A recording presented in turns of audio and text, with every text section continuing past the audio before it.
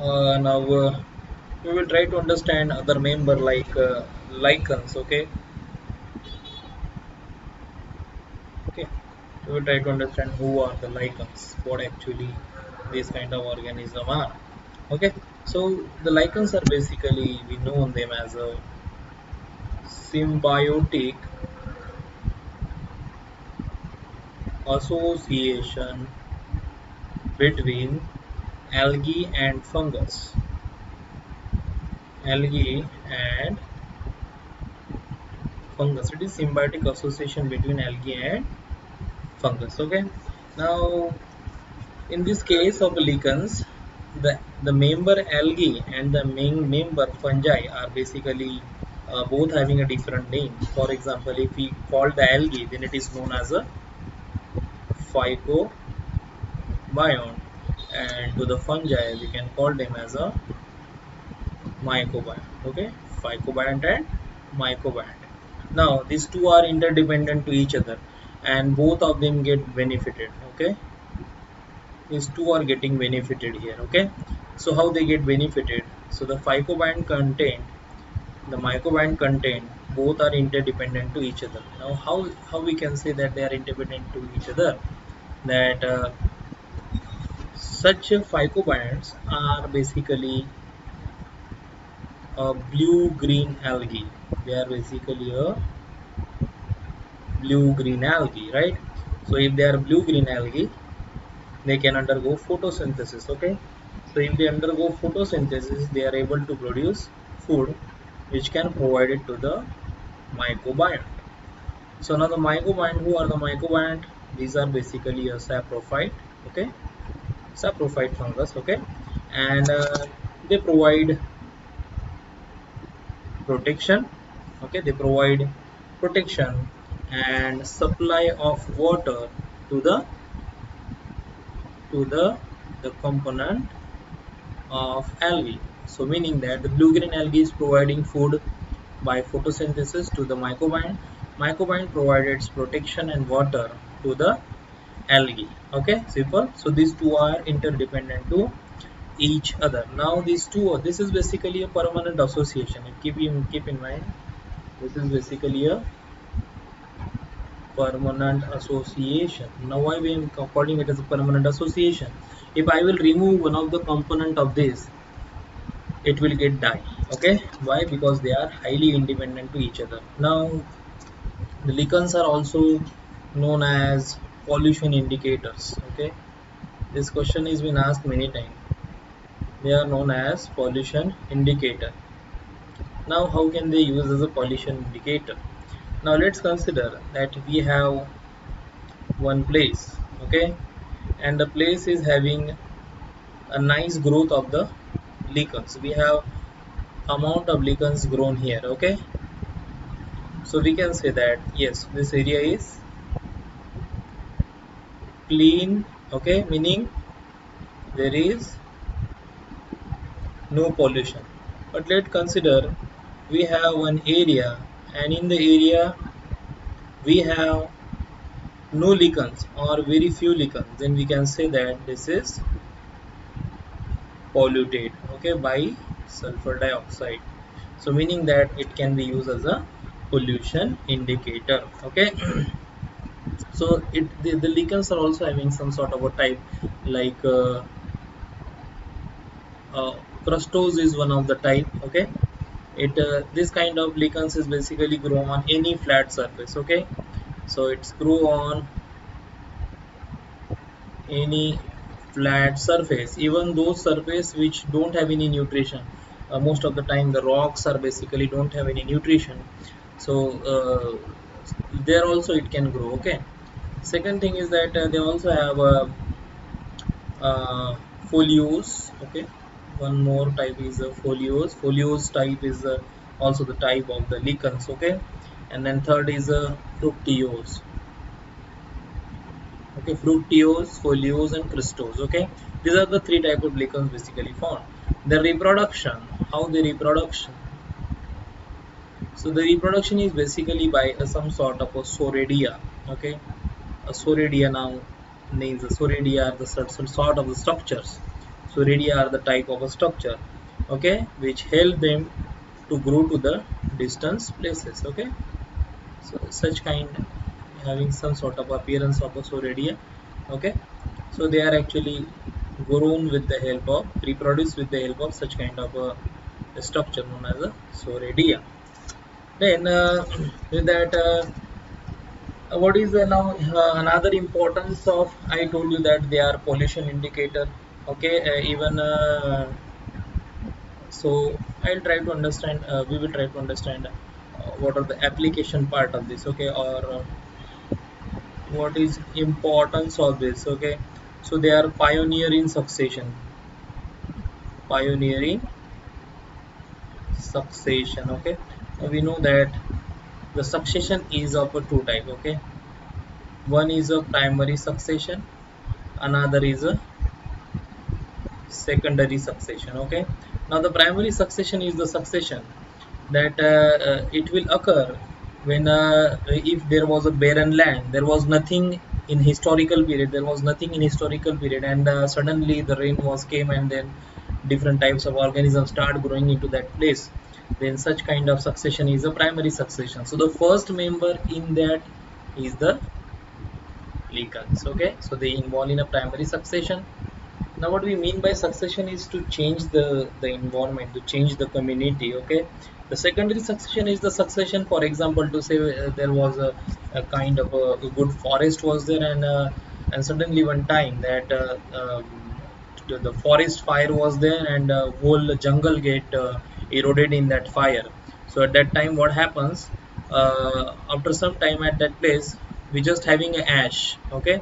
And after some time, once the rain was there, okay, once the rain was there, the lichens start growing there, okay. And then due to the lichens, different types of organism came into existence, and finally new community arises, okay. So such kind of new community arises when secondary succession takes place. So these are pioneering succession. Another one important is basically the lichens known as a cladonia. Cladonia is basically found on reindeer. Now, reindeer is a kind of the species, okay, found in European countries, okay. So it is grow as a reindeer moss on their body, okay. Then cladonia can also use for to produce the antibiotic. We can also use to produce the antibiotic, meaning from cladonia we can get the antibiotic also. Then we also having one more fungus known as sorry, lichens we known as a usnea, okay. And that is basically the expectorant, okay, that can be used as a expectorant. So these are some sort of the importance where they use in the primary succession, okay. They can use as a the pollution indicator, okay. So these are some sort of importance of the fungus and how the lichens are, okay.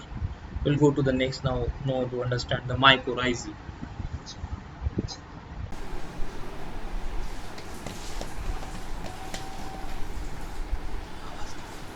Now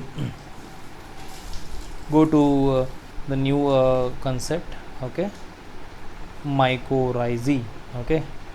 Now this is also the kind of a fungus, okay, mycorrhizae. I hope you read this or you learn this in a state board syllabus, okay. So these are basically what we know them as a symbiotic fungi. These are symbiotic fungi. These are known as a symbiotic fungi. Now generally this is found in roots of higher plant, okay. They are found in the roots of higher plants, and basically in the gymnosperm, like a pinus, okay. Pinus is a type of a gymnosperm. Here they are found in most of the time, okay. Now they basically consist of two type, okay. The first is basically the ectomycorrhizae, okay, ectomycorrhizae, and the second is the endomycorrhizae. First we'll try to understand what we mean by ectomycorrhizae. Now now such let's consider that we have this kind of a root, okay, this kind of a root, and in the root okay, just to the root these are basically attached. Okay, so let's consider that these are basically the fungal hyphae of a mycorrhizae which are basically attached to the root. So now this part is basically your root, and this is the mycorrhizae. Okay, this is mycorrhizae and this particular is the root. So you can see that the hyphae of the mycorrhizae are basically not moving inside. Okay, they are not moving inside the root, they are just outside. That's why they are known as ectomycorrhizae. They are known as ectomycorrhizae. Now so what we can say here, that fungal hyphae remain outside. Okay, fungal hyphae remain outside, then they known as a ectomycorrhizae. And now we will try to understand the endomycorrhizae.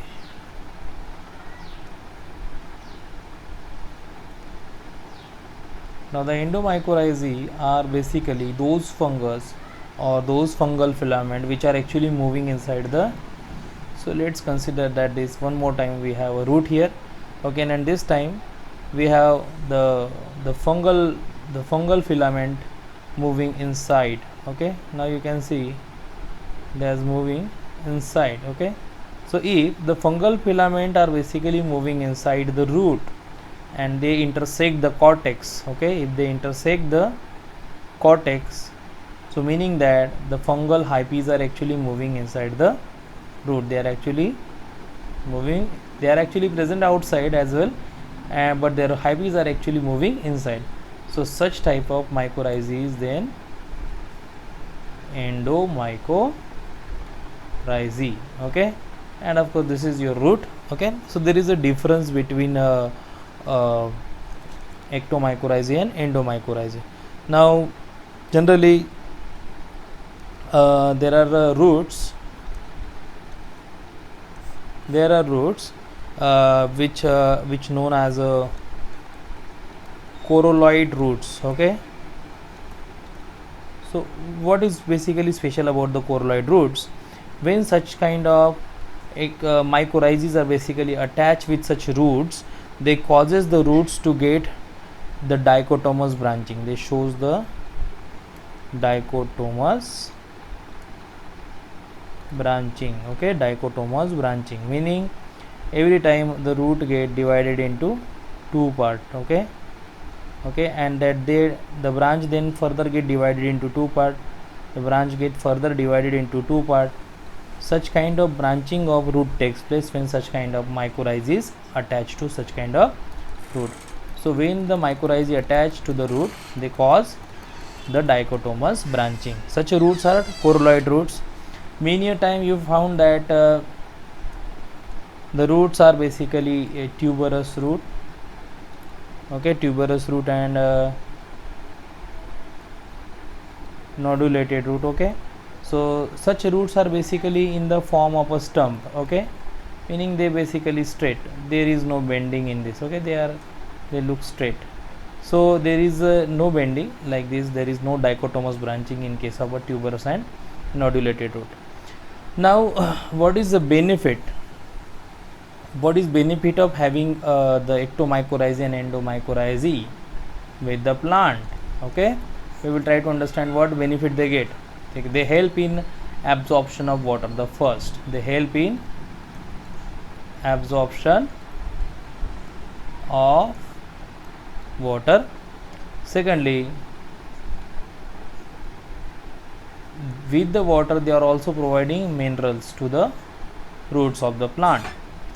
The next thing is that plant root provide food and nutrition to the fungus. Okay, so they are giving food to the fungus, and the ectomycorrhizae are basically helping provide water and minerals to the root. Okay, fine. So here we will end with the mycorrhizae, endomycorrhizae and ectomycorrhizae.